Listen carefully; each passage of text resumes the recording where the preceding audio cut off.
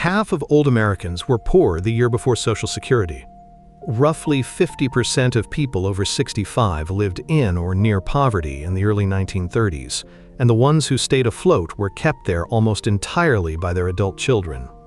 That number matters to anyone alive today because it explains a feeling most people can't name. If you feel a quiet guilt about saving for your own retirement, a sense that money and aging carry some private moral weight your spreadsheet can't hold, the reason is buried in what filled that gap before 1935. Here is the question worth sitting with. If the family filled the gap so completely, housing, feeding, and carrying its old, why did Americans accept a government check that made their own children stop being their retirement plan? This video traces the exact arrangement that supported the elderly before any public system existed, how it worked, who enforced it, and why it broke. Because the other half didn't survive on savings, they survived on someone. Somewhere in a 1920s farmhouse, a back bedroom sits ready. It is small, often the coldest room in the house, and it has a name spoken without ceremony, the room where grandmother lives now. Nobody drew up a lease. Nobody consulted a financial planner. When her husband died and the small savings ran out, she simply moved down the road to her daughter's house, and the household absorbed her the way it absorbed a bad harvest or a new baby. Consider a composite household, assembled from what census records of the era describe rather than from any single real family. A married couple in their 40s, 4 surviving children still at home, a small mortgage, and 1 aging parent under the same roof. This was not the exception. This was the expected shape of a life. The observation is simple, and it is the beginning of everything this video is about. Before 1935, growing old in America usually meant moving in with your children. Not visiting. Not being helped from a distance. Living there, in the spare room until the end. The scale is easy to miss from where most people stand today.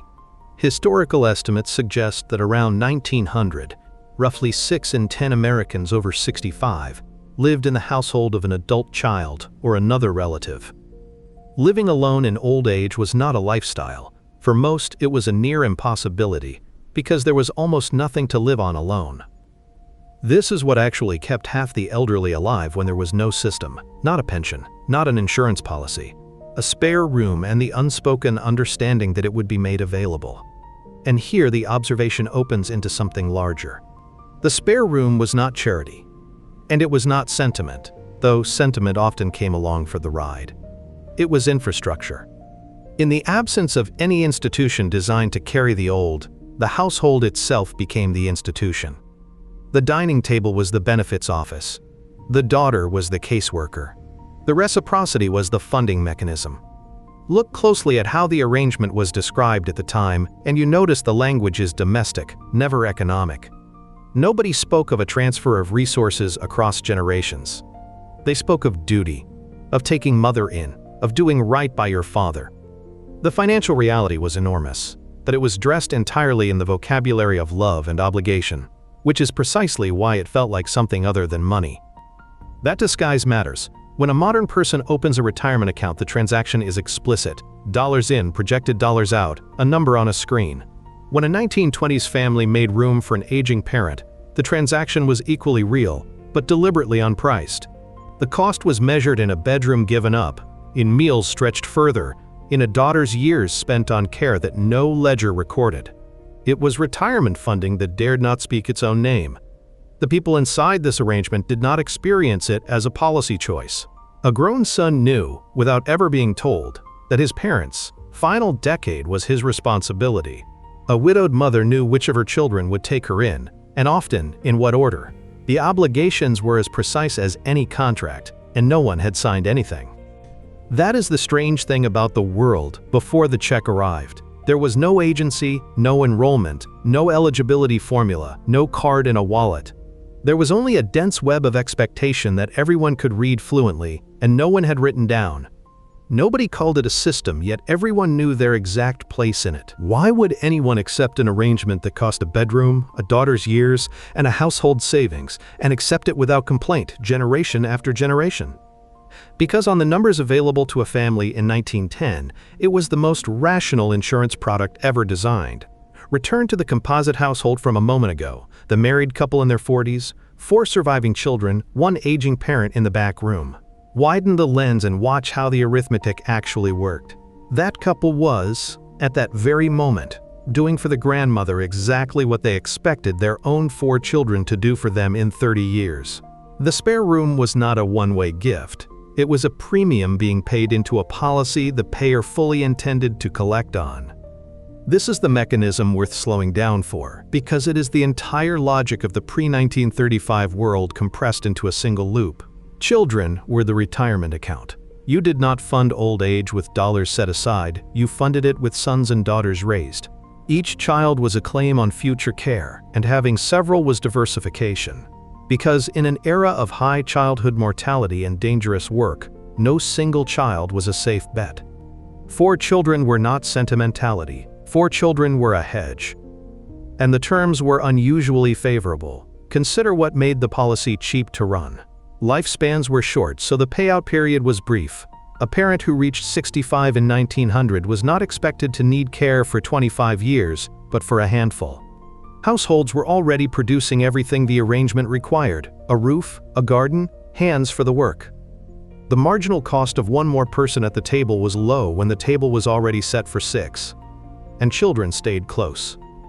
In a largely rural, low-mobility country, the son who owed you care lived on the next farm, not 3 states away. Put those pieces together, and the insurance is elegant. Premiums paid in the currency the family already had. A short, predictable claim period. Beneficiaries living within walking distance. A risk pool of 3 or 4 independent claimants. No firm could have priced it better, because no firm was carrying the risk, the bloodline was. The lesson is not that these people were more virtuous than their descendants. It is that they were responding, rationally, to the exact conditions of their world. When the state offers nothing, the family becomes the state, and the smart move is to build a large, close, obligated family and pay your premiums faithfully by carrying the generation above you. Guilt, duty, the coldest bedroom in the house given up without argument. These were not moral achievements floating free of economics. They were the enforcement terms of a contract that genuinely worked, for as long as its assumptions held. That is the part most nostalgic accounts leave out.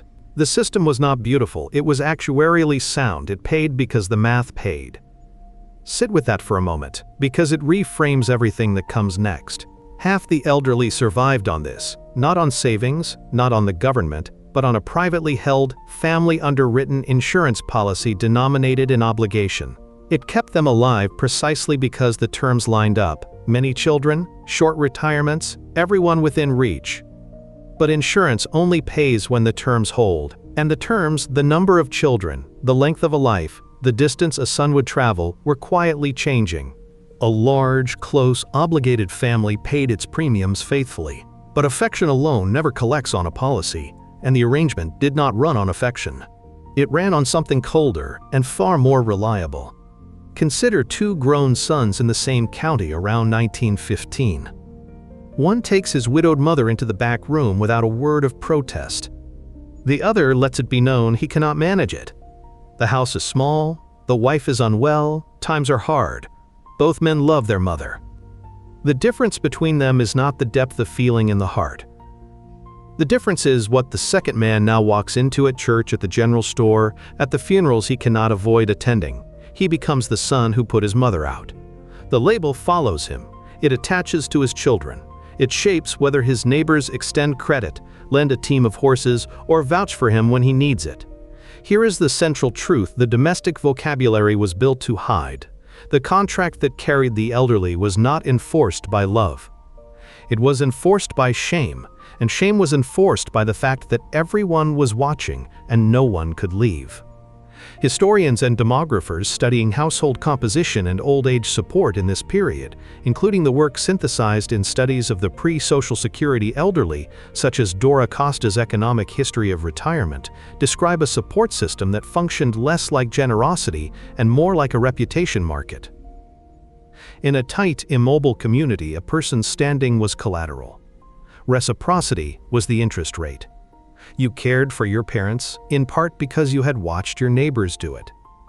in part because your own children were watching you rehearse the role they would inherit, and in part because failing to do it carried a social penalty as concrete as a fine. Unfold that, and the kindness starts to look like a cage. A widowed mother did not simply hope a child would take her. She held, without ever naming it, a lien on her children's reputations. The son who refused paid in social currency for the rest of his life. The daughter who did the actual labor, the meals, the washing, the long nights, often had no choice framed as a choice. She was the unmarried one, or the nearest one, and the community had already assigned her the role before she agreed to it. This is what made the system so durable and so quietly harsh. A contract that runs on affection is fragile, because affection wavers. A contract that runs on shame is nearly unbreakable, because it recruits the whole community as enforcers. Nobody had to sue. The village did the collecting. And notice what that produced in the emotional interior of ordinary people. Old age was not merely expensive, it was morally loaded. To need care was to become a test of your children's character, administered in public. To give care was to prove you were not the kind of person who abandons their own. Money and duty were fused so completely that no one could feel one without the other. That fusion did not evaporate, it is the residue this whole story is circling toward. But the enforcement mechanism had a hidden dependency, the same one the insurance math had. It only worked while everyone stayed close enough to be watched, and while there were enough children to carry the load. A contract enforced by shame is strong, until the math behind it breaks. A contract enforced by shame is strong, until the people it depends on scatter, thin out, and live too long for the terms to hold. That is precisely what happened, and it happened faster than any single generation could adjust to. Start with the ledger the family policy quietly ran on. Around 1900, the average American woman bore roughly 4 children who survived to adulthood, a wide risk pool, exactly the diversification the arrangement needed. By the 1930s, that figure had fallen toward 2. Fewer children meant fewer claimants to spread the burden of an aging parent across. The premium had not changed, but the number of people paying it had been cut roughly in half. Now hold that against the second variable, and watch the mismatch open. A man reaching 65 in 1900 could expect a short remainder, a handful of years the household could absorb without strain. By the 1930s, and accelerating after, that remainder was stretching into a decade and beyond. The claim period was lengthening at the exact moment the risk pool was shrinking.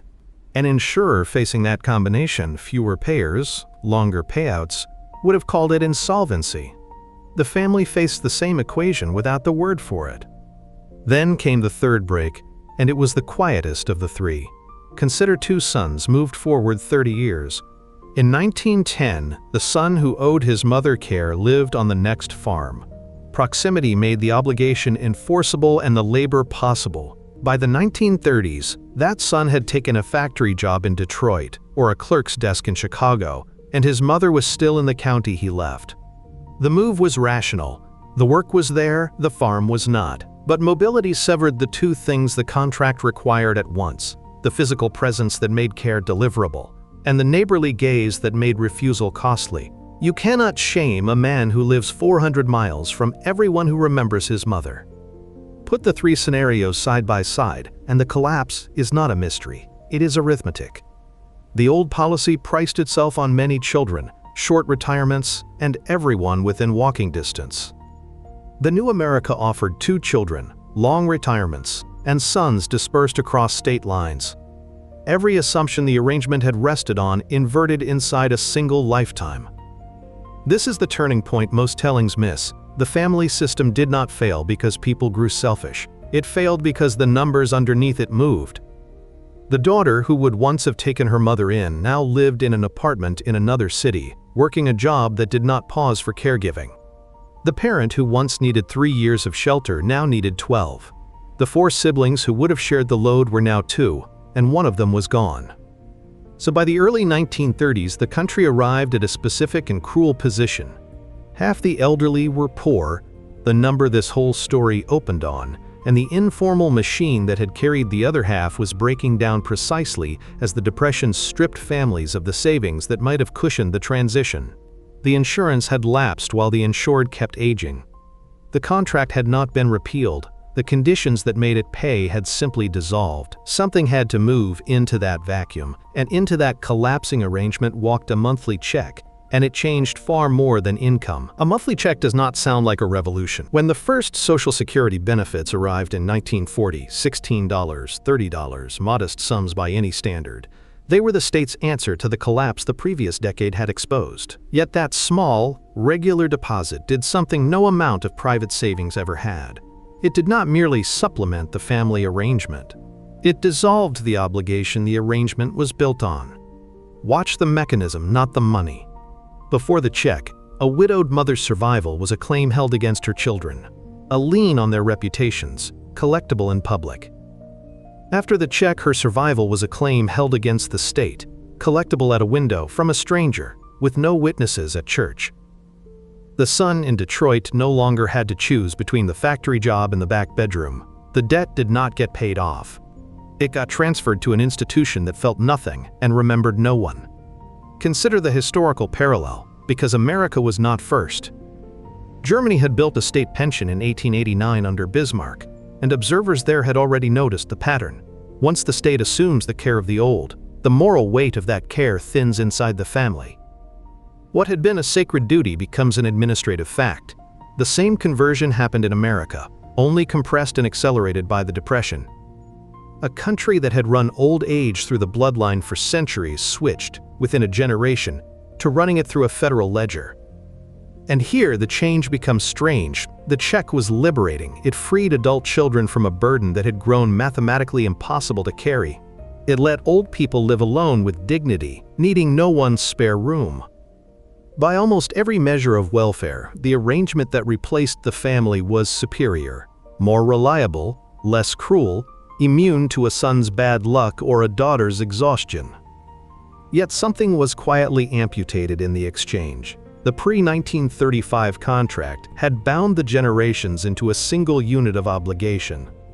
Your parents' old age was your project. Your old age would be your children's. That circuit gave aging a place inside the family's shared life. The check cut the circuit. Old age became, for the first time, a private matter between a person and a government agency. Independence arrived, and with it, a loneliness the old system had never permitted. This is the partial answer to the question this video opened on why Americans accepted a check that made their own children stop being their retirement plan.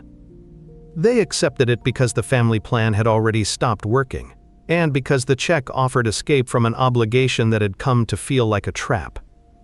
What they did not notice, in the relief, was that they were also dismantling an identity. To age was no longer to be owed. To have children was no longer to be insured. Sit with what that means for the interior life of a modern person. The obligation was removed from the ledger. Nobody today expects their children to house them. But the feeling the obligation once carried, that money and aging are moral, that needing care is a verdict on your worth, was never removed. It was only cut loose from the structure that once explained it. The obligation vanished from the ledger, but not from the nervous system. A feeling can outlive the structure that created it by a century. That is the strangest inheritance in this whole story. Not money, not a spare room, but an emotion whose original purpose has been quietly deleted, leaving the emotion running anyway, with nothing left to explain it. Start with what the pre-1935 contract actually installed in people. For centuries, needing care in old age was a claim held against your children, and providing it was proof of your character, administered in public. Money, aging, and moral worth were fused into a single nerve. The check severed the obligation. It did not, and could not, touch the nerve. So consider the modern version of that composite family. The same bloodline, 4 generations on. The grandmother who once would have moved into the back bedroom now has her own apartment and her own deposit from a federal ledger.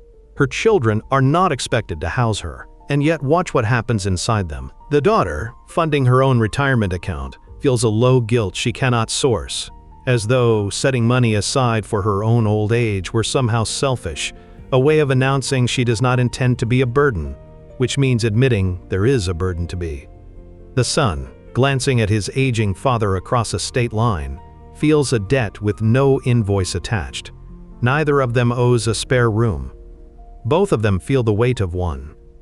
This is the residue, the obligation left the ledger and lodged in the nervous system. And it explains something a spreadsheet never can: why saving for retirement, a plain arithmetic problem, still feels like a private moral failure. Here is the direct application, because this is finally about the person watching. If you have ever felt guilt saving for yourself, or resentment at the thought of one day needing your children, or a wordless tension whenever family and money share a room, you are not defective, and you are not ungrateful. You are running a 200-year-old program on hardware that no longer supports it. The shame that once enforced a functioning insurance policy still fires, but the policy is gone. You are being billed by a system that closed its doors before you were born. Naming that changes what you do with it. When retirement feels like a moral verdict, it is worth asking a quieter question. Is this actually a math problem wearing a feeling's clothes? The dollars needed to fund 30 years of your own age are a calculation. The guilt attached to those dollars is a ghost. Treating the two as the same thing is precisely the error the vanished contract left behind, and separating them may be the most practical financial move most people never think to make. Which brings the whole story back to the question it opened on. If the family filled the gap so completely, why did Americans accept a check that made their own children stop being their retirement plan? Because the plan had already broken under its own math, and the check offered release from an obligation that had become a trap. They traded a binding contract for independence, and did not notice, in the relief, that they were also trading away the story that made aging make sense. The money was replaced. The meaning was not. So the honest question is one every family still answers in silence. Is old age a debt between generations, or a private account each person carries alone? And which of those do you actually feel when you look at your own numbers? Sit with which answer lives in your body, not just your budget. Understanding that Ghost will not fund a single year of retirement. But it may stop you from mistaking a feeling for a fact. This is education, not personalized advice.